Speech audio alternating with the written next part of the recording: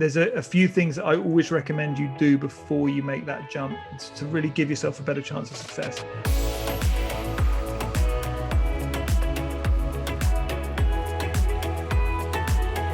So if you're looking to leave your job and go into freelancing or set up yourself full time, there's a few things that I always recommend you do before you make that jump to really give yourself a better chance of success. So with anything, when you do it, you have to prepare. So the big thing is money. It always comes down to what is your expenses, because when you leave your job, if you can't land a freelancing gig quickly, you're going to be burning through your cash. And what happens, I've seen lots of people leave, run out of money and have to go back, with their tail between their legs. And then sometimes they don't get rehired. And this is damaged everything because it's killed their confidence and their reputation. So the key thing is, again, work out what your expenses are for, I would say, 3 to 6 months. And that needs to be what you need to save.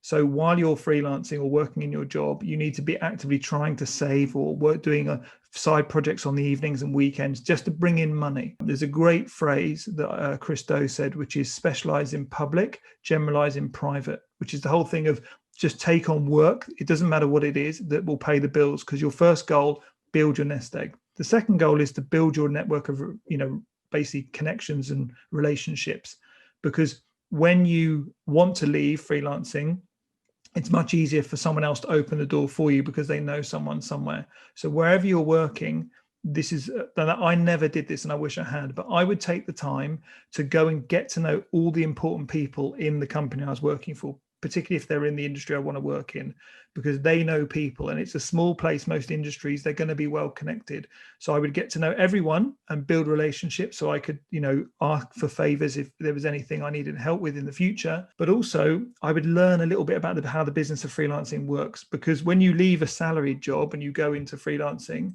it's scary, because if you haven't got a good contract or you don't realize that you can only invoice and get paid 30 days after completing the project, you're going to have a cash flow problem. All of these things I got stung over. So the way to fix that is to go and speak to the legal department and say, how would I get a contract put together? What should I be putting in my contract? Go and speak to the account department to talk about, payment terms and what's in a typical salary and what should I be asking for as extras. Learn all of the kind of the sort of admin side of things of what is industry best practice, and get those contracts, templates and everything set up and drawn up. And if, again, like I said, if you're likable with people, they'll help you. They'll give you templates. They'll recommend you to people who can do stuff. You might be able to do some job swaps. So what you're gradually doing is you're slowly building. And you're thinking, right, I'm saving money, I'm building my network, I'm getting my kind of business in order sort of legally, technically, and I'm kind of, letting people know I'm considering making the push. So I'm preparing everything. So what happens is when you eventually leave, you've got like these network of people to help you maybe find another position. You've got a bit of money saved in the bank, so you're not desperate, so you don't say yes to terrible clients, and you're not going to get exploited because you understand that what you should be getting paid and what the typical payment terms are, and you've got a bulletproof contract to stop any sort of people who are looking to take advantage. You can fend them off. So this protects you, all of this.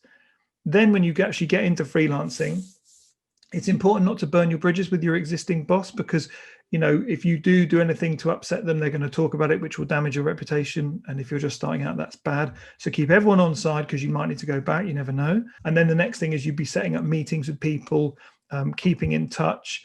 And just like I said, keep building that network. Go and think of who are the power brokers in networking groups. Where can I join to get referrals? And just be staying active until you're lining up work. And with everything, when you get the work, line them up so they're not overlapping, so you're not burning out.